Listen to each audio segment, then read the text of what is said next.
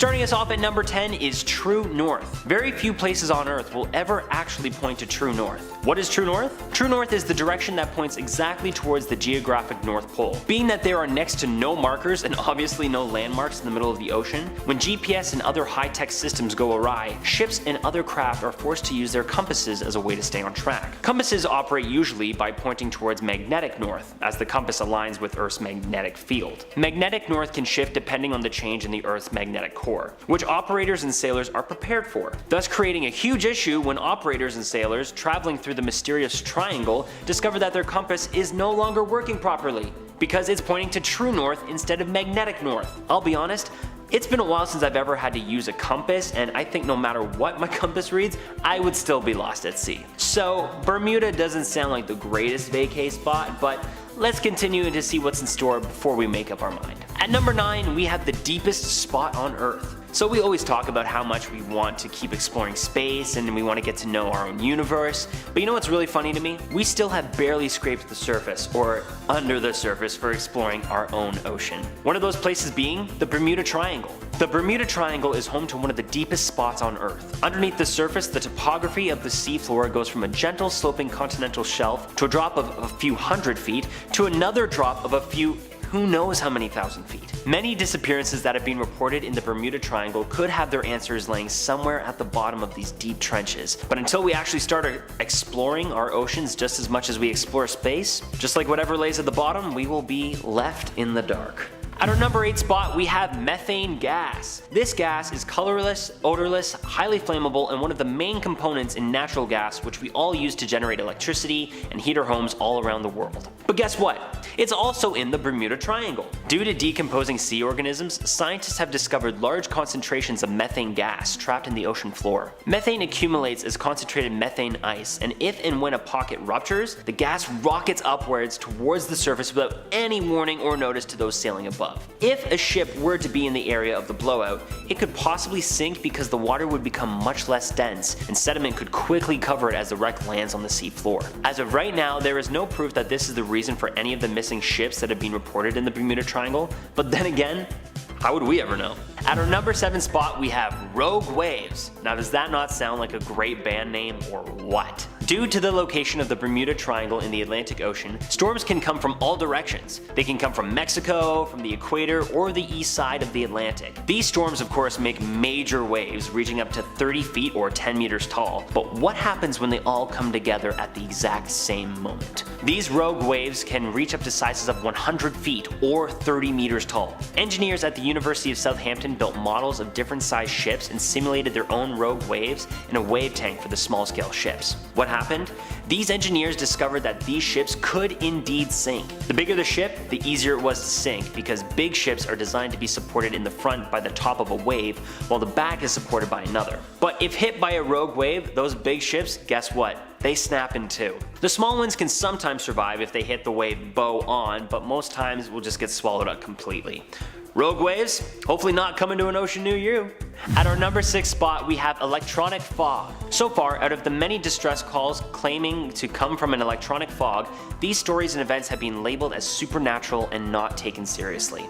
But there are reports from actual pilots who have flown through these strange phenomena, and it's wild. Veteran pilot Bruce Gurnon reports that when he was flying with his father in his classic Bonanza plane back in 1970, about 3 miles off Andros Island, an elliptical shaped cloud began forming in front of them. Before the father and son could escape the path of this mysterious cloud, they were engulfed and had a tunnel form all the way around them. And while in the cloud flying at 10,000 feet, they reported seeing lines in the tunnel spiraling counterclockwise while propelling them forward. They then started feeling the effects of zero gravity, and all of their navigational systems started to fail. Fortunately, this electronic spiraling fog tunnel dissipated and they found themselves right over Miami Beach and were once again able to pick up radar. The next strange thing? They traveled 100 miles in 30 minutes less time than usual. Similar stories to Gurnon's have been reported as well, but with no real answers to how or why. Some suspect it could be something related to the Hutchison effect, but as of right now the electronic fog is still a mystery. Coming in at our number 5 midway spot is the once infamous mythical creature proven to be real, the giant squid. Aside from the many strange events and things found in the Bermuda Triangle, some have reported seeing a giant octopus, or octopi if there are more than one. I wonder. Now, as of right now, there is no such thing as these creatures, but giant squid are indeed a real animal, and 2 Japanese scientists believe they caught one on camera. In 2005, 2 Japanese scientists spotted a giant squid aggressively taking baited lines. Normally, these creatures are not known to be in this area of ocean, but the footage says differently. These giant squid can reach up to 150 feet. Seeing the aggressive nature of this creature as well as the size, it is no wonder some believe that they could be responsible for some of the disappearing ships.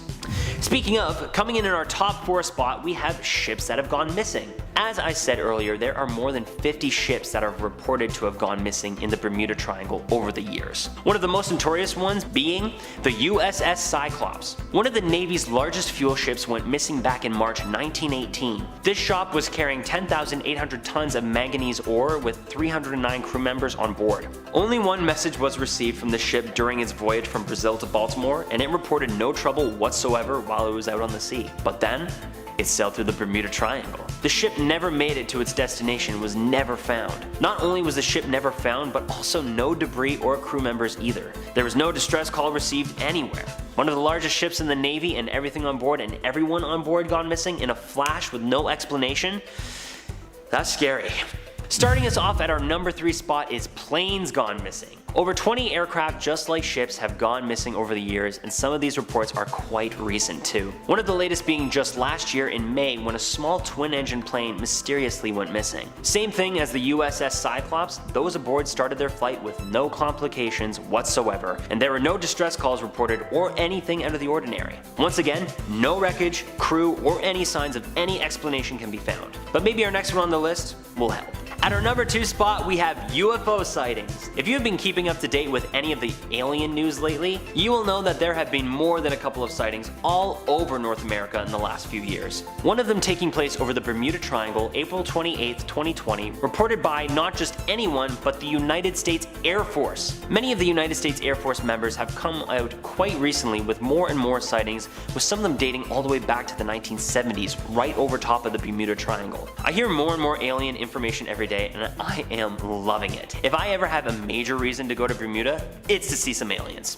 Come on, who's coming with me? Finally, coming in at our number 1 spot is something we're going to have to grab our proton packs for, because our final and weirdest thing found in Bermuda is ghost ships. Back in 1881, the infamous Ellen Austin ship experienced a ghost ship in an area of the Bermuda Triangle before things went awfully awry. The crew of the Ellen Austin discovered the ship fully stocked but with no crew on board or anywhere to be seen. Seeing an opportunity for a free ship with supplies, part of the Ellen Austin crew took over the ship and prepared to sail back with the ships side by side. Just then, an unexpected storm came out of nowhere and totally engulfed the 2 ships. After the storm was over the next day, both ships came out of the Terror, but no crew was anywhere to be seen on the picked up ghost ship. Just then, crew members and captain of the Ellen Austin came aboard once again and then got swallowed up by a mysterious fog. And once the fog cleared, the ghost ship completely vanished along with everything and everyone.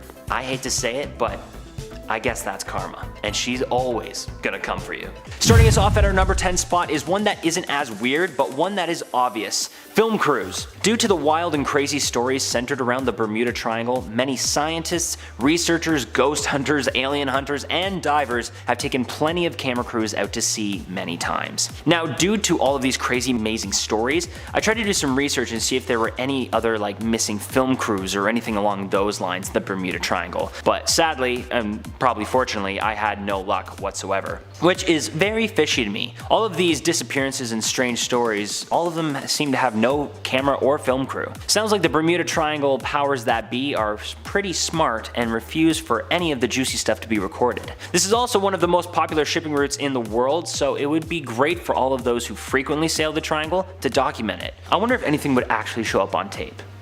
At our number 9 spot, we have sea monsters. In part 1, remember how I talked about the giant squid that have been caught on camera in the Triangle? Well, there have been more reports of sea monsters there over the years, but let me clear up something first. The Webster's Dictionary defines monster as an animal of strange or terrifying shape and one unusually large for its kind. Based off that definition, there are definitely sea monsters swimming below the surface in the Bermuda Triangle. Sadly, none are proven to be ancient dinosaurs or anything like the Loch Ness Monster, but rather are huge marine animals, such as the endangered whale shark, which has been known to swim in and around the waters of the Bermuda Triangle.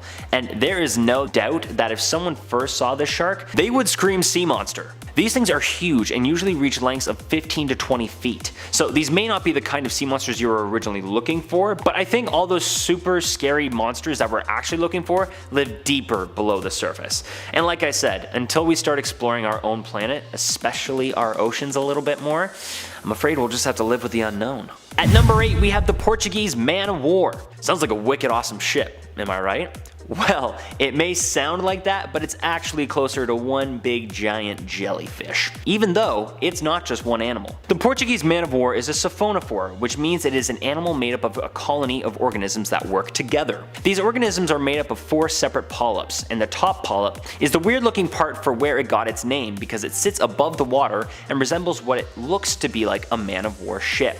They are also known as blue bottles for their bluish purple colors. The tentacles on these creatures can extend up to 165 feet underwater and are covered in venom-filled nematocysts. These tentacles can paralyze and kill other fish and smaller creatures, but to humans, it's just a really painful sting. They have been known to wash up dead on the beach, but careful, these things can still sting you after they are dead. And trust me when I say, it's gonna hurt. Coming in at number 7 and back to the mysterious kind of things we all love out of the Bermuda Triangle, we have Joshua Slocum.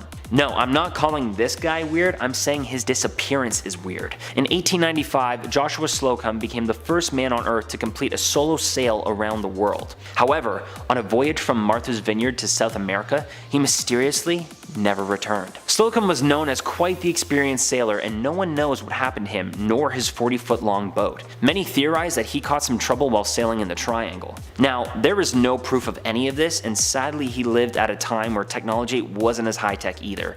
So this one is a true mystery. This is why, kids, if you ever want to sail around the world or sail period, bring a buddy. If you sail in the Bermuda Triangle, bring a film crew. At number 6, we have bombers. In 1945, 5 TPM Avenger torpedo bombers took off from the naval base in Fort Lauderdale, Florida, and mysteriously vanished in the Atlantic Ocean. Flight 19 was in the middle of completing a 3-hour exercise which involved heading east to conduct bombing runs. However, along the way, the flight's leader, Lieutenant Charles C. Taylor, became incredibly paranoid when his compass failed and he believed they were flying in the wrong direction. He then demanded that the fleet begin flying northeast, thinking that that would steer them back to Florida.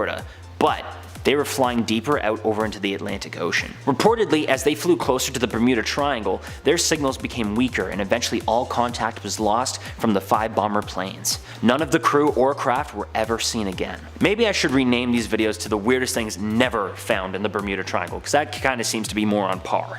Coming in at number 5 at our halfway point is witchcraft. Yeah, did you know that there are such things as sea witches? Okay, I'm not actually talking about witches, I'm talking about the yacht that went missing, but for all I know, maybe there actually is such thing as sea witches. Who knows? If they're going to be anywhere, it's probably going to be the Bermuda Triangle. Right? December 22nd, 1967, a cabin cruiser named Witchcraft, captained by Dan Burrack and his friend Father Patrick Horgan, left the shores of Miami to get a better glimpse of the Christmas lights along the shore from out in the ocean. After reaching just 1 mile from the shore, the Coast Guard received a distress call from Burrack, claiming that he had hit something and that they would need to be towed back to shore. In just 19 short minutes, the Coast Guard arrived on scene, but there was nothing to be found. What's even more peculiar is that this yacht was virtually unsinkable and had plenty of emergency equipment on board. Equipment such as life preservers, lifeboats, flares, distress signals. These cats had all of the good stuff. To the best of the Coast Guard's knowledge, none of these were used and nothing could be found. Searches for Burrack and Father Horgan and the boat spread over a 100-mile radius and still nothing was found. Kinda makes you wonder how the yacht got the name Witchcraft, doesn't it? At number 4, we have unexpected storms. Reports throughout all of time have come in about the unexpected storms of the Bermuda Triangle. Many of these stories include things such as the electronic fog that I talked about in the first video. As I have said before, storms can come from all directions in this area. They can come from the direction of Mexico, the equator, and from the east side of the Atlantic. And sometimes these storms can even come together all at the same time to make one large megastorm. So that's all I can kind of theorize about there, but as far as these storms being unexpected, to the best of my knowledge, there is no real explanation. If there's one thing you don't want to mess with, it's Mother Nature, because let me tell you, she can pack a wallop. So whether you believe in the paranormal or mysterious events or not surrounding the triangle, keep your eye on the weather forecast just in case. Starting us off in our top 3 spot at number 3 is another famous ship associated with the Bermuda Triangle, the Mary Celeste. The The Mary Celeste was discovered December 4th in 1872 in the middle of the Atlantic Ocean with 9 barrels of raw alcohol emptied, a sword on the deck, and the lifeboat missing and absolutely no one on board. Captain Benjamin Briggs, his wife, and 2-year-old daughter, along with the other 4 members on board, set sail a few days before from New York to go to Genoa, Italy. However, not only were none of them found, none of them turned up in Italy either. I know many of you are probably thinking of a pirate attack, but get this. Studies ruled out the possibility of a pirate attack because everything on board appeared to be intact and in good shape, even though the 9 barrels were emptied. There are tons of theories on what happened to the crew, everything from underwater earthquakes, which doesn't make sense to me because I don't understand why the boat would still be found, alien abduction, or even an attack by a giant squid. Either way, this is a mystery that I don't think we will ever get solved, and we will just have to live with that. At our number 2 spot, we have fire falling from the sky. Way back in time, the infamous Christopher Columbus sailed through the Bermuda Triangle and came out with quite the tale. He reported seeing a giant ball of fire falling from the sky and then landing in the ocean. A few weeks later, in the distance, he could see a strange light in and around the landing area of the fireball. He also wrote about the erratic compass movements he experienced at the time, probably not aware yet that his compass was pointing to true north and not magnetic north. Once again, I think I expect aliens. Too many UFOs have been spotted around that area. Let's face it, folks, I think it's aliens. They have been here for a long time, and that sounds a lot like a UFO sighting. Either that or Columbus was absolutely tanked, because I know everyone at that time was very fond of their alcoholic drinks. But aliens is the much more fun and, oddly enough, mature theory, so I'm gonna stick to that one. And finally, coming in at our number 1 is the lost city of Atlantis. This one is very loose, but many people theorize that the Bermuda Triangle is home to the lost city of Atlantis. According to the legend and speculation of this mythical city, Atlantis relied on the power of these special energy crystals. The theory is that these crystals are still underwater beneath the triangle and are so strong that they are messing up navigation for all of those who dare fly or sail above. Now, there is absolutely no proof to any of this, but this is a wicked cool theory, and if Atlantis or Atlantean people actually do exist, where else better than one of the deepest spots on Earth, and also most mysterious spots on Earth? Starting off this countdown, we have the cookie cutter shark. These sharks are called the cookie cutter shark due to the fact that they leave a cookie-shaped bite hole in their prey, but they are pretty small compared to other sharks. They grow to about only 20 inches, but they are still highly aggressive. In fact, they have been known to attack whales, even great white sharks. These little guys also have the largest teeth out of any species of shark. In fact, their bites are so strong and sharp that they have managed to bite through submarines. I kid you not. Also, they have been known to bite through cables or deep sea equipment. So you definitely don't want to get in the way of these guys. Coming in at number 9, we have the oarfish. The oarfish is the world's longest bony fish. They can be up to 56 feet in length and can weigh about 600 pounds. They also look pretty weird. They look like a cross between an eel and a fish. Not only that, but they have bright silvery skin with bright red spikes running down their back. In fact, it gave 2 men quite the scare once. Back in 1860, 2 men were gathering seaweed on the coast of Bermuda when this creature washed up on the rocks. They immediately thought it was a nasty sea serpent beast, so they killed it out of fear. Later, it was found out just to be an oarfish. In our 8th spot today, we have the ETs. Now, there are many theories about the Bermuda Triangle regarding the disappearances of both ships and planes. One of the theories is that aliens are behind this, which seems wild to think about, but a number of aliens or ETs have been spotted in the Bermuda Triangle. Christopher Columbus himself spotted an ET when he was traversing the ocean.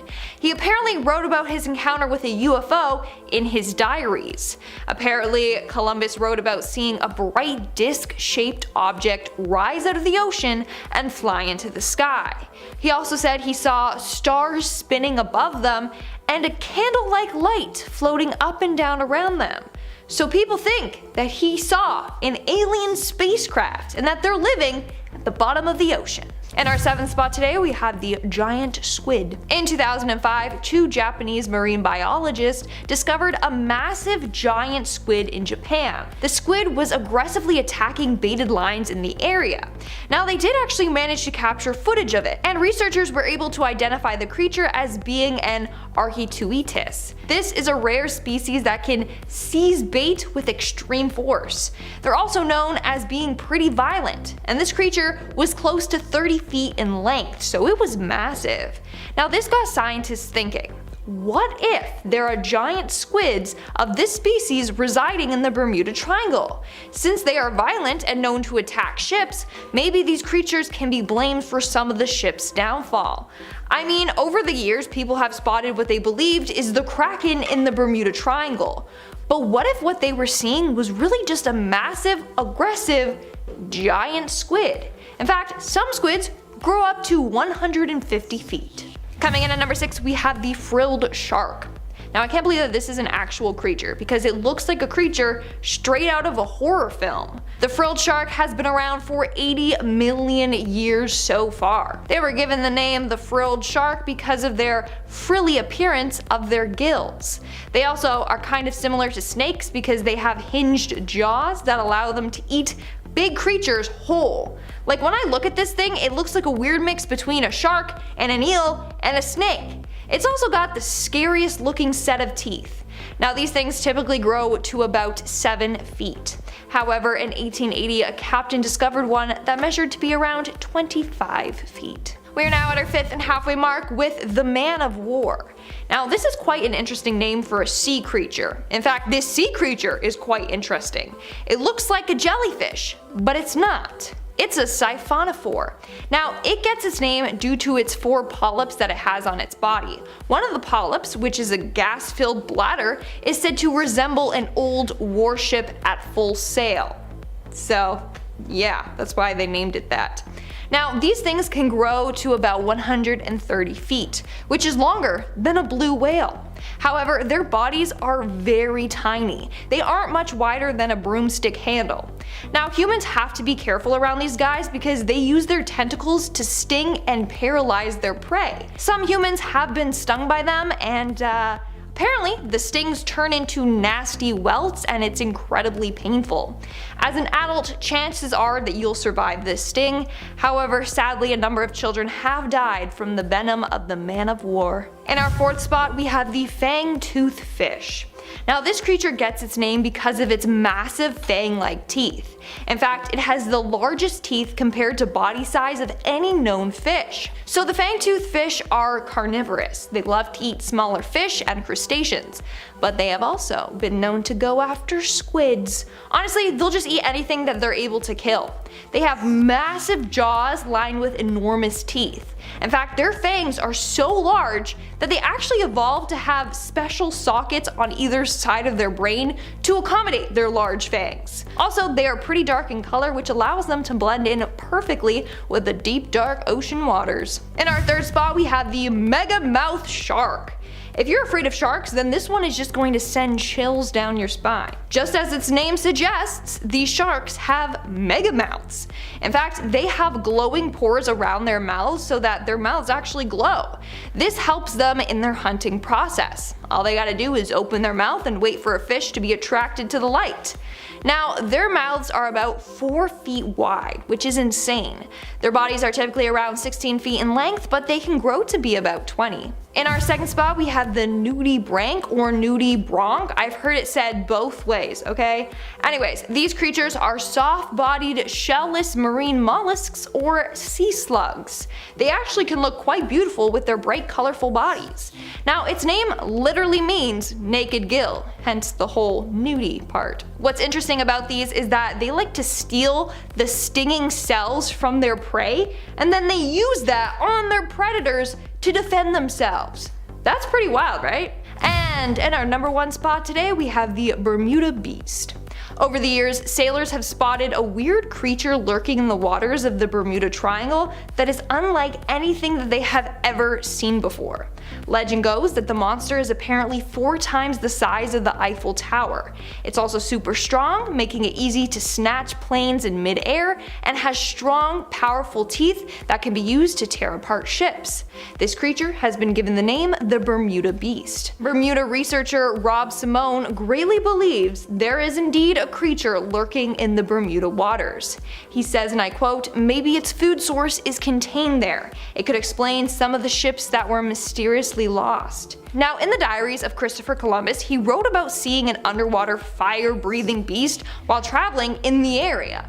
Now, I don't know so much about the whole fire-breathing thing, but maybe there is some massive sea beast living in that area. Starting off this countdown, we have the Sirens. So there is a creepy legend out there that sirens live in or around the Bermuda Triangle, and that they are to blame for all the disappearances of the sailors and ships and stuff. They attract sailors in with their beautiful voices and enchanting music. Next thing you know, they're sailing right into the rocks and to their death. In fact, it's said that they can even charm the winds, meaning they can make the water more turbulent for sailors or windier for pilots. So maybe there are sirens lurking in the Bermuda Triangle. Who knows? In our 9th spot today, we have pyrozones. Now, these things are pretty interesting. I mean, just take a look at them and the shape of them. It looks like something pretty questionable. Anyways, these are free-floating colonial tunicates. They usually live in the upper layers of the open ocean in warm sea, but they have been found deeper down as well. Now, what is a tunicate, you ask? Because I certainly didn't know until today's video. Well, they are these small marine invertebrate animals. So a bunch of these cluster together and form this cone-shaped colony. The colonies can be up to 18 meters, which is 60 feet long. In that case, there would be hundreds of thousands of these dudes in there, because individually they are less than 1 centimeter. Other names that they go by are sea pickles, sea worms, sea squirts, fire bodies, and cockroaches of the sea. Moving on to number 8, we have the mermaids. Obviously, sirens and mermaids are pretty similar, just like one harms you and the other don't want to be discovered and hopefully don't harm you. It's believed that beneath the waters in the Bermuda Triangle are a number of mermaids swimming about. In fact, over the years, a number of sailors have claimed to see faces of humans underwater. Legend goes that these are the faces of sailors that got pushed overboard and drowned. But what if they're not ghostly sailors and they're actually mermaids? Not only that, but we still have so much more of the ocean to explore and map out. Who knows what really lurks down in the ocean? Maybe mermaids are real. In our 7th spot today, we have the Kraken. Now, there are a number of people that believe that the legendary Kraken isn't so legendary, and maybe that's another reason as to why ships and airplanes go missing and that there's no wreckage ever found. It's because the Kraken swallows them whole, so there's no wreckage left over. For the planes, the Kraken is said to be big enough to snatch a plane right out of the sky. Might sound hard to believe, but people are working to prove this theory, and if they go missing, I bet they fell victim to the Kraken as well. In our 6th spot, we have the marine hatchet fish. Now, these dudes are pretty creepy looking. They constantly have this expression plastered on their face as if they just seen a ghost. They got massive foggy grayish eyes and a gaping mouth. Like, they look scary, but then they also look like they're scared. I don't know. Anyways, these dudes are tiny. They range from 2.8 centimeters to 12 centimeters depending on the species. It gets its name because its body is kinda shaped like a hatchet. They have the ability to look directly up with their eyes to see above them and grab prey floating down. Not only that, but their eyes have become sensitive to light, so they're really good at spotting prey. It can pick out camouflage prey swimming in the murky light above with ease. We're now at our 5th and halfway mark with the anglerfish. Now, anglerfish are undeniably creepy. In fact, they are considered one of the scariest sea creatures on Earth. And I know why. Just take a look at its terrifying mouth lined with spiky teeth. Now, if you've seen Finding Nemo, then you remember this guy with that little ball of light that dangles down from its head while it hides out in the darkness. And then when fish are drawn to it, like Marlin and Dory, it comes out of nowhere and just snatches them and eats them. But obviously Finding Nemo is a Disney movie, so they didn't kill off the two main characters. So what else is creepy about this fish is that their mouth is so wide that it extends all over the entire circumference of its head. These creatures are also covered in what looks like hair all over their body, but these are actually used to sense what's around them. I don't know, they're just creepy, no thank you. Plus they can swallow fish that are almost twice their size. Moving on to number 4, we have the lionfish. Now these fish are pretty beautiful. They're covered in bright colors and stripes, but they are full of venomous spines. Getting pierced by one is excruciating, but death is very, very rare, but it can still happen. They have 18 venomous spines that can pierce right through our skin. 13 of those spines are located along the spine of the dorsal fins. There is 1 on each of the pelvic fins and 3 short spines on its backside by its booty.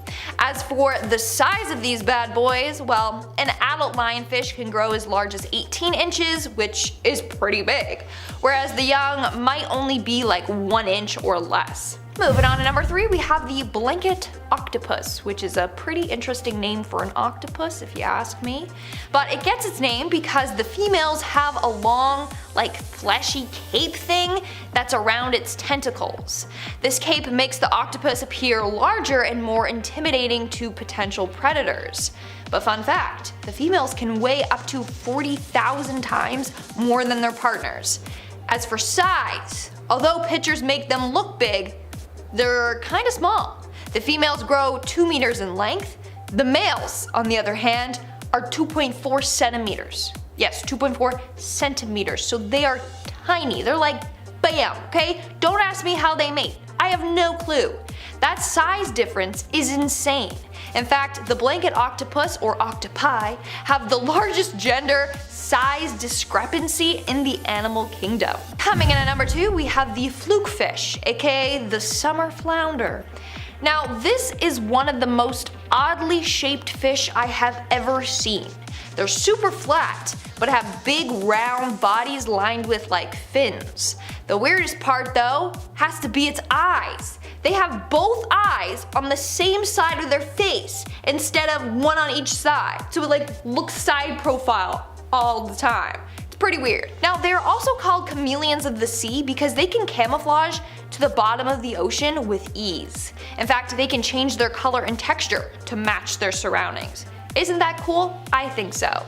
Now they can grow anywhere from 8.7 to 23.6 inches, which is 22 to 60 centimeters in length, with their average size being around 15 inches, which is 38 centimeters. And in our number 1 spot today, we have the giant isopods.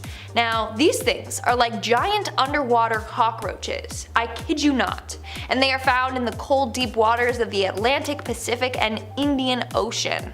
However, although it looks like a bug, it is not. They are closely related to marine crustaceans like shrimp and crabs. As their name suggests, they are giant. They are typically between 7.5 to 14.2 inches in length, but can grow even bigger. One of the biggest ones discovered was 2.5 feet long. It was discovered in 2010. Scientists still are trying to figure out why they grow so big. They think maybe it's to help them survive the extreme pressure of the deep ocean, but who really knows? What is also creepy is that they're carnivores, okay? They feast on dead animals that fall from above, and probably dead divers too. Starting off in our number 10 spot, we have the giant squid. So to start off this list today, we have a truly bizarre discovery of a gigantic creature that came from within inside the Bermuda Triangle. In 2005, 2 marine biologists snapped footage of a giant squid in the waters of the triangle, and it was said to have been aggressively attacking baited lines. This would be terrifying to witness as giant squids are massive and strong, some even growing over 150 feet long. This one that the researchers seem to have witnessed largest they claim was closer to around 30 feet. This species, although very rare, is absolutely fascinating and is said to grab its prey, or in this case bait, with extreme force and violence. Some researchers believe that this startling discovery might mean that there could be more of these creatures lurking deep in the waters of the triangle, but others argue that this gigantic squid was just perhaps passing through. Either way, what those marine biologists saw that day was undoubtedly a rare sighting. In our number 9 spot today we have comb jellies. Comb jellies are gelatinous creatures that are named for their unique plates of fused cilia, which are called combs. These combs help the jelly move through the water like boat oars, and while other microscopic organisms also have this sort of mechanism, comb jellies are the largest animal with this feature. These combs are also part of the reason that comb jellies are so gorgeous to look at. Rather than bioluminescence, the rainbow light effect that can sometimes be seen on them is from light diffracting off of the combs in all different directions. Many comb jellies have one pair of tentacles, although they appear to have multiple, but that is just caused by their tentacles branching out.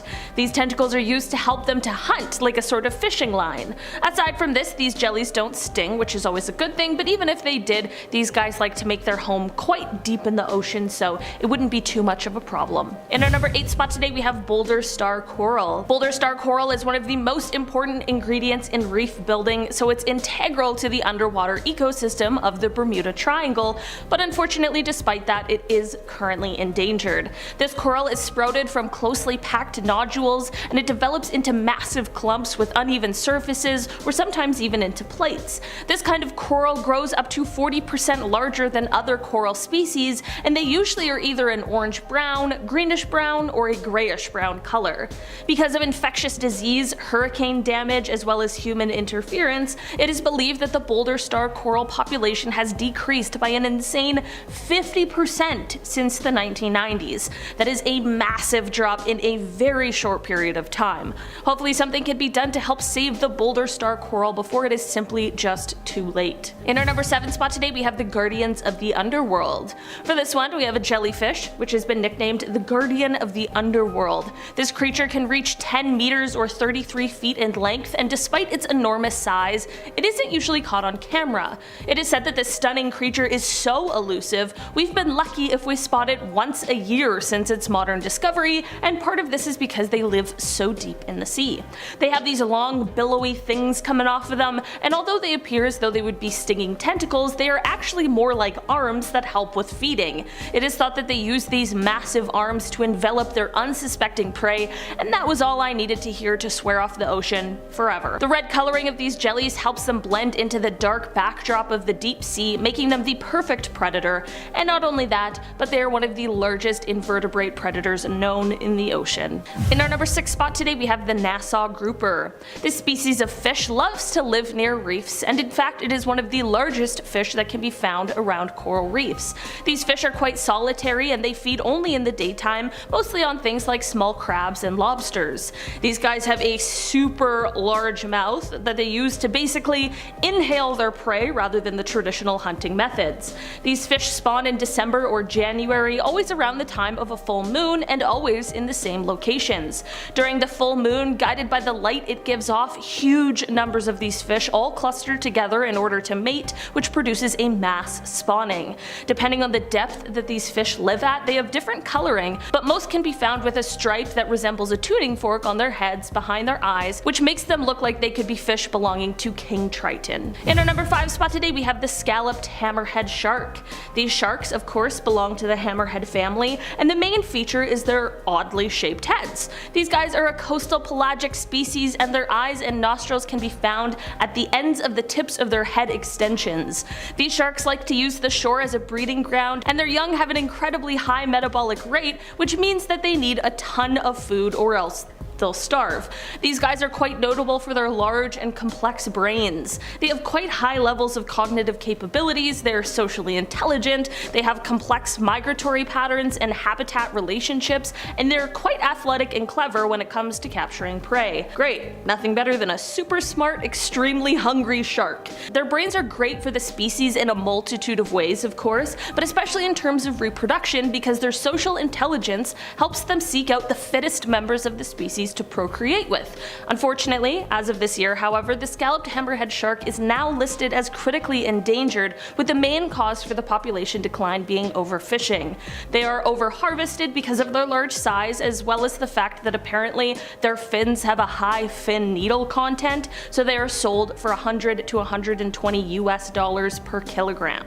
In our number 4 spot today, we have the European eel. These guys are of course a species of eel, and they usually grow to be around 60 to 80 centimeters or 2 to 2.5 feet, but they have been found measuring up to 1.5 meters or almost 5 feet, which is a bit of a terrifying thought. One super weird thing about these guys is that we actually don't know what their lifespan is like in the wild. Captive specimens have lived for over 80 years, with one known as the Brantivik eel living in the well of a family home for 150 years. This European eel is currently critically endangered, and it is said that since the 1970s the number of eels reaching their migration destination has declined by 90%. The factors contributing to this are things like overfishing, parasites, and barriers to migration, like hydroelectric dams. To help save these eels, there have been a few breeding projects created, and one that was created attempted to help them breed by simulating a 6,500 kilometer or 4,000 mile migratory journey with a swimming machine. The news of any species being endangered is a tragedy, but it really is nice to hear of the things that are actively being done to help. In our number 3 spot today, we have the Bahamian Hatia. This large rodent is one of the land animals that finds its home on the land surrounding the Bermuda Triangle. Its natural habitats are subtropical lowland areas, and it is kind of like a rat-like rodent with a short tail. They grow to be somewhere around 60 centimeters or 24 inches, and they vary in color between black, brown, gray, white, or a sort of reddish color. These animals are nocturnal and they remain underground during the day. They're able to climb trees, but they prefer to forage on the ground for things like leaves, shoots, fruit, nuts, and bark. These guys are actually endemic to the Bahamas, so you won't find them literally anywhere else on Earth. For a while it was believed that this species was actually extinct, but that changed in 1966 when a biologist found a small population in an uninhabited area of an island. The planet Cays are currently the last natural habitat for these guys, however, and they are the home of the last surviving population. In our number 2 spot today, we have the Portuguese man-o'-war. These guys are often mistaken for jellyfish, and while they are closely related, these guys are a family of their own. The super interesting thing about these creatures is that they are a siphonophore, which means that they're comprised of a colony of specialized, genetically identical individuals called zooids, all with various forms and functions. These guys are found in tropical and subtropical seas, so of course the Bermuda Triangle is a great home for them, and they're propelled by either wind or ocean currents alone. These guys can be recognized by their balloon-like float, which can be pink, blue, or violet. Under the float, the man-o'-war has tentacles and polyps that are super long, growing to an average of 30 feet and being able to extend 100 feet. These tentacles are where things can get a little bit dicey, however, as they are full of little stingers which are designed to deliver venom that is capable of killing their prey. Luckily, the man-o'-war sting is rarely deadly to people, but rarely does not mean impossible. It will, however, be extremely painful and can cause large welts on exposed skin. In our number 1 spot today, we have tiger sharks. Tiger sharks are a species of shark that are the only surviving member of their genus. These macro predators can grow to be quite large, reaching lengths of over 5 meters or 16 feet 5 inches. They are usually found in tropical and temperate waters, and their tiger name comes from the dark stripes that can be distinctly seen running down its body, although these marks do fade as the sharks mature. Tiger sharks live mostly solitary lives, and they are nocturnal hunters. They're also well known for having quite the variety of prey, which includes crustaceans, fish, seals, birds, squid, turtles, sea snakes, dolphins, and even other smaller sharks. Unfortunately, these sharks are nearing a point of being a threatened species due to finning and fishing by humans, but it is thought that the Bermuda Triangle might be the home to a secret sort of breeding ground for these guys. Hopefully, if this is the case, we can find a way to help protect the area so that the species can once again thrive. After After the great white shark, tiger sharks are the second in line when it comes to the most recorded fatal attacks on humans, but although that sounds terrifying, these events are still extremely rare. Starting us off at number 10 is Flight 441. Back in 1954, one of the most esteemed US Navy carriers was scheduled to fly to the beautiful islands of Azores. And at the time, the aircraft was a pretty big deal because it could fly over the Atlantic Ocean in about 8.5 hours, which for the time was record speed. On the morning of October 30th, 42 passengers boarded the flight, all of which were either naval officers or their families. But just 400 miles from the coast, all radio communication with the plane was lost, and it seemed to have vanished from reality. Confused and scared for the 42 missing passengers and plane, a search party went out looking for them, but no sign of wreckage or remains was found between New Jersey and the Azores. The aircraft was equipped with over 100 life vests, as well as life rafts, paper cups, and exposure suits, and had the plane crashed in any way, all of that should have been scattered in the sea. But like I said, nothing that was on board that flight was ever seen again. Next up at number 9 is Flight 19. On December 5th, 1945, a training fleet of 14 Avenger torpedo bombers mysteriously disappeared while flying over the Atlantic Ocean. The Navy planes were being led by the experienced pilot Charles C. Taylor, and the plan was to fly east of Fort Lauderdale for 227 kilometers before heading north for 117, then scooting right back around for 230 kilometers to finish the training lap. But strangely, during the flight, Taylor's compass stopped working, and it's believed he mistook the small Bermuda Islands below for the Florida Keys, resulting in the flight heading over the open sea and away from land. They lost contact with the land and never made it back to the base, and to this day no one knows what happened to the 14 men that were flying those planes. Even stranger is that the Navy sent out search and rescue aircraft to try and find any trace of the missing people and planes. They too mysteriously disappeared and never returned. Coming in at number 8, a Trilander. Though it might seem like it from this list, not every strange disappearance happened before most of us were born. In fact, on December 15th, 2008, a Trilander was leaving Santiago and heading towards New York with 12 passengers on board. But after a mere 35 minutes in flight, the aircraft completely vanished from the radar, terrifying the operations crew. They tried to make contact with the plane, but sadly they were not able to get through to them, so a massive search was launched by the Coast Guard. Tragically, just as many before it, the plane was never tracked down. Its last known location was 4 miles west of the West Caicos Islands, pretty much smack in the middle of the dreaded Bermuda Triangle. Coming in at number 7, Piper Navajo. On November 3rd, 1978, Captain Irving Rivers was departing from St. Croix with Eastern Caribbean Airways. Rivers was a well-seasoned pilot with many years of experience and was making the solo flight over to St. Thomas to pick up some passengers.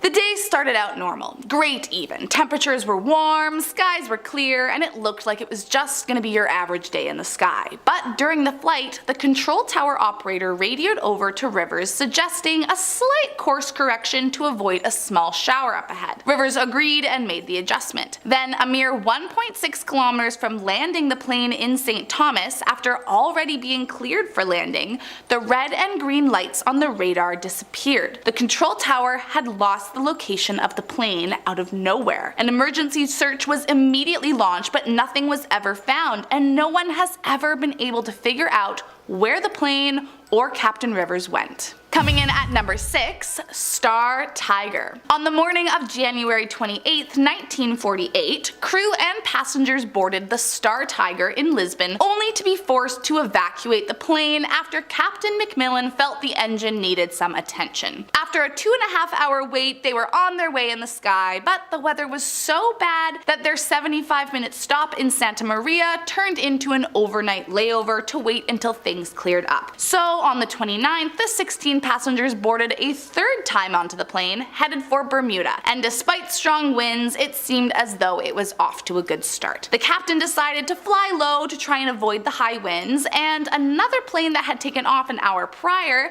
had agreed to radio communicate weather information with McMillan. Soon after takeoff, they were lashed with heavy rain and strong winds, but still he continued on. After 10 hours in the air, he was finally starting to approach Bermuda, and the trip was almost done. Then, seemingly out of nowhere, all communication was lost with Star Tiger, and the aircraft, along with all the passengers and crew aboard, disappeared without a trace. While skeptics of the phenomenon think it could have had something to do with the engine issues experienced earlier or bad weather, the timing of Star Tiger's disappearance was all too coincidental and definitely added suspicion to the legend. Coming in at number 5, Flight 201. On March 31st, 1984, a Cessna plane departed Fort Lauderdale towards Bimini Island in the Bahamas, but mysteriously, it never arrived at its destination. All the passengers on board were employees of the company, which usually would be the best case scenario should any kind of emergency happen, but despite the experienced crew, something went very wrong and there was no fixing it. About midway to the destination, the plane started getting slow, like strangely slow, but no radio signals were made indicating any kind of distress. Then, as if out of a movie, the plane fell from the sky and crashed into the ocean below, vanishing from the radar. A woman even reported being a witness to the plunging plane about a mile offshore,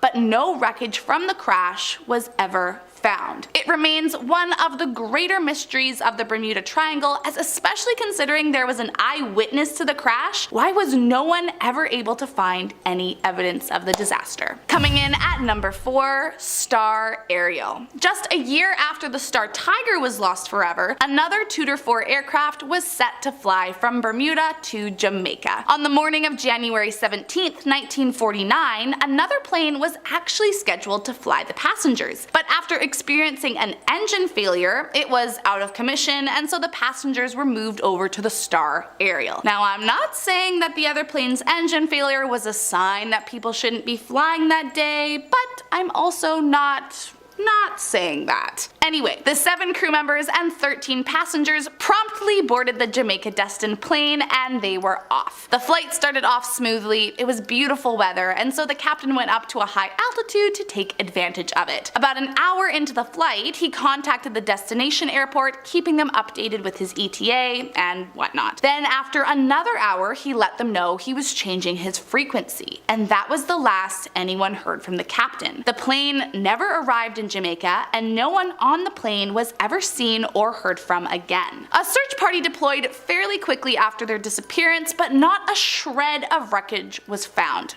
It was like they vanished out of thin air. Coming in at number 3, a fishing trip. In July of 2015, 2 teenage friends, Austin Stephanos and Perry Cohen, often went out fishing together. The boat they used belonged to Austin's family, and his dad and grandfather were very confident in his abilities to maneuver it, saying he had driven it many times. Still, the boys usually stayed fairly close to the coast. One night, however, they decided to take a trip over to the Bahamas together. So the next morning, they made their way over to the marina. Austin texted his parents at 11:25 a.m. and then the pair boarded the 19-foot family boat and set sail on their fishing trip to the Bahamas. Shortly after their departure, a bad storm started to appear and the National Weather Service announced an official warning, but it was too late for the boys at sea. Now, no one knows exactly what happened to them, but somewhere in the Atlantic, the two disappeared forever. The boat they had been driving was later found with a few items on board, but sadly the boys were never seen again. Coming in at number 2, the USS Cyclops. In January of 1918, the US Navy set out its largest ship to sail from Virginia to Brazil, then back to Baltimore through the Bermuda region. The ship was 540 feet long by 65 feet wide and was carrying 10,800 tons of manganese ore with about 309 crew members on board. So as you can imagine, it wasn't hard to miss. The ship arrived in Rio de Janeiro, where she stayed for 2 weeks while the cargo was loaded and unloaded. Then on the morning of February 15th, the crew made their way to Bahia, Brazil, which was their only scheduled stop on their way back to the States. 2 days later, the ship set sail for Baltimore and was expected to arrive on March 13th. But on March 3rd, the ship made an odd and unplanned one-man stop in Barbados and was never seen or heard from again. No remains of the ship or crew members were ever found, and the captain never sent a distress signal at any time during the disappearance. While some speculate that the manganese ore could have exploded or that even a giant octopus dragged them down, most believe it was lost to the unexplainable phenomenon of the Bermuda Triangle. And last up today is the witchcraft. Back in December of 1967, Captain Dan Burrack and his friend Patrick Horgan departed Miami in their cabin cruiser named Witchcraft. Now, maybe it's just me, but that does feel like an all too on-the-nose coincidence. Anyways, the pair were traveling on a 23-foot luxury yacht with the innocent intention of watching Miami's Christmas light show from a nice view at sea. But after reaching just 1 mile from the shore, the Coast Guard received a call from the captain of the boat stating that his ship had hit something. The captain assured the Coast Guard it was nothing serious and that there was no substantial damage, but still the Coast Guard wanted to come out and see for himself. The guard immediately left his station and in just 19 minutes arrived at the area where the witchcraft was, or rather should have been. The area indicating the ship's location was completely deserted, with no signs of any ship having been stranded or even present there previously. Over the next few days, officials searched hundreds of square miles through the ocean to track down the lost ship, but they were never able to track it or the 2 men aboard. Starting off this countdown, we have the center of the Earth. This urban legend surrounds the concept that the Bermuda Triangle is actually a way to get to the center of the Earth, as seen in the 2012 film Journey to the Center of the Earth 2, starring The Rock, Josh Hutcherson, and Vanessa Hudgens. In this movie, the crew board an airplane and fly directly through the Bermuda Triangle. This is when they were greeted by a massive cyclone, and after flying directly into it, they are transported to an island, where big creatures are small and small creatures are big. Now, this legend isn't quite the same as the movie, but it does believe that all the people that have mysteriously disappeared were swallowed up by a storm. But it isn't always stormy there. So legend states that a storm only begins once you enter a specific region, kind of like setting off a tripwire. From there, the ocean will open up wide and suck you right down to the middle of the earth. This is what people use to explain why the boats or airplanes of the travelers are never found. It's because they're swallowed whole. Coming in at number 9, we have the glitch. This urban legend surrounds the idea that the Bermuda Triangle is just one big glitch. It suggests that those who are traveling through it will cause our life simulation to glitch and end up erasing them completely from history. Others believe that it will cause a glitch and teleport them sometime in the future or in the past. So they're said that they're still alive, but just now in a different time frame. Moving on to number 8, we have the ghost ship. Legend states that on December 5th, 1880, a ship known as the Ellen Austin left Liverpool and headed towards New York. While on their trip, the crew spotted a creepy ship floating in fog. There were no signs of a captain or crew on the ship, so some of the crew decided to hop on board to loot it. It was said to be lifeless. No signs of it being ransacked or attacked. However, while the crew was on board, a storm struck and separated the Ellen Austin from the ship for 2 whole days. When the storm stopped, the ghost ship was nowhere to be found. A day later, they found the ship. However, all the crew members on board had vanished. There was no trace of them. As a result, the urban legend rose of a cursed ghost ship that lurks the waters near the Bermuda Triangle. Those who hop on board will mysteriously disappear without a trace. In our 7th spot, we have the merpeople. Man, when I was younger, I wanted to be a mermaid so bad, and I think that's thanks to the movie Aquamarine or the show H2O, Just Add Water. Like, I remember swimming in, like, lakes and swimming pool and, like, having my legs together and being like, look, I'm a mermaid! Yeah. Kind of upset that that didn't happen. But there are people out there that believe that the Bermuda Triangle is home to multiple merpeople. I mean, we have seen mermaids mentioned all throughout history. In Greek and Roman mythology, they talked about mermaids and mermen, with like Poseidon and Neptune being the gods of the sea. So people believe that they're really out there and can control the Bermuda waters, meaning if you get too close to them, they can create a powerful storm to wash you overboard. Legend states that if you see one of these mer creatures, then you will die from a sudden, terrible storm. This is their way of making sure that people don't find out that they are real. In our 6th spot, we have the sea monsters. Legend goes that a giant sea monster lurks the depths of the Bermuda Triangle. Those who get too close to it will be snatched and pulled under and eaten by this creature. I mean, there is evidence of scary sea creatures. Like, scientists have discovered giant squids that live near the Bermuda Triangle, but others believe that it's a much deadlier creature. Legend goes that the monster is apparently 4 times the size of the Eiffel Tower. It's extremely strong, making it easy to snap planes in mid-air, and it has strong, powerful teeth. This creature has been given the name the Bermuda Beast. Bermuda researcher Rob Simon believes there is indeed a creature lurking in Bermuda waters. He says, and I quote, "Maybe its food source is contained there. It could explain some of the ships that were mysteriously lost." Now, in the diaries of the explorer Christopher Columbus, he wrote about seeing an underwater fire-breathing beast while traveling in the area, making people truly convinced that the legend of the Bermuda Beast is real. We are now at our 5th and halfway mark with the wormhole. Legend states that the Bermuda Triangle is actually a wormhole that allows for time travel. Let me explain. So this legend began when apparently a man was flying above the Bermuda Triangle when he was suddenly trapped in a storm. His plane went out of control and he fainted. When he woke up, he was 2,000 miles from the triangle, but it said he only traveled for a half hour. It is said that that is impossible for a chartered plane, unless he was traveling at thousands of miles per hour. So it was believed that he was teleported to that location.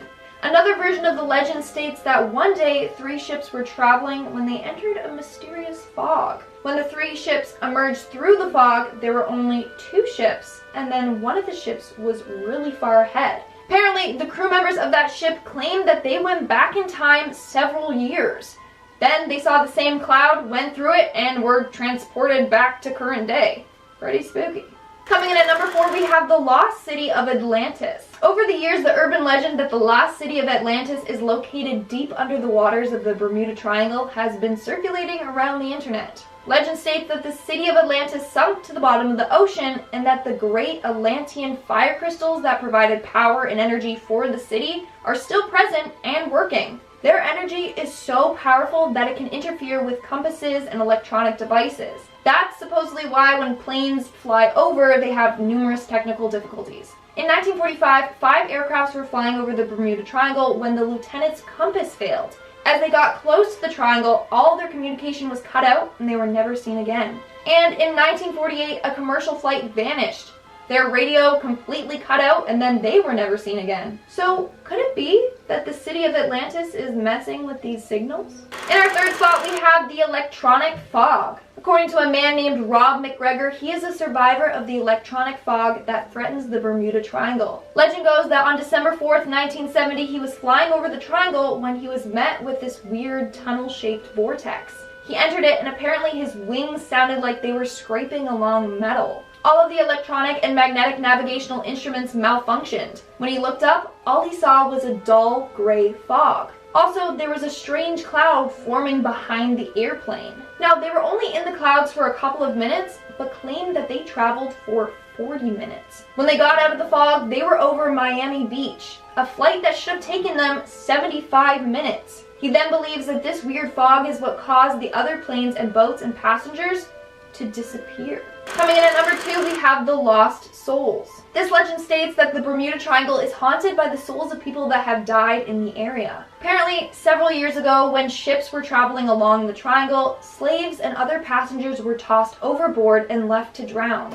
In the 18th century, one captain was said to have defrauded insurance companies by tossing some of his crew members off the boat, and then he would cash in on the claim for them. From there, it said that these souls are still present and are trying to get revenge on those attempting to pass. Other people that have passed the area have claimed to see silhouettes of individuals floating on water in the distance for them to just suddenly disappear. They believe that these souls want you to suffer the same fate as they did. So those flying will crash into the waters and drown, and those sailing will be tipped over. And in our number 1 spot, we have the aliens. Of course, whenever there's something mysterious or unexplainable that happens, people just automatically blame aliens. There are so many legends out there on aliens being associated with the Bermuda Triangle.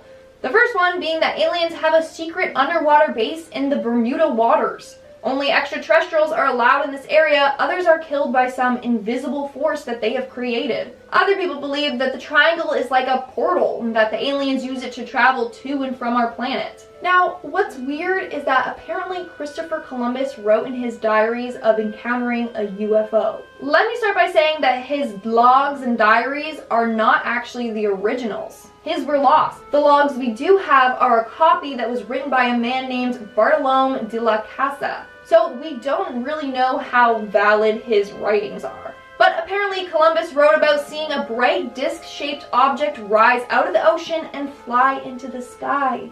He also said that he would see stars spinning above them, and a candle-like light would float up and down around them. So people think that he saw a UFO.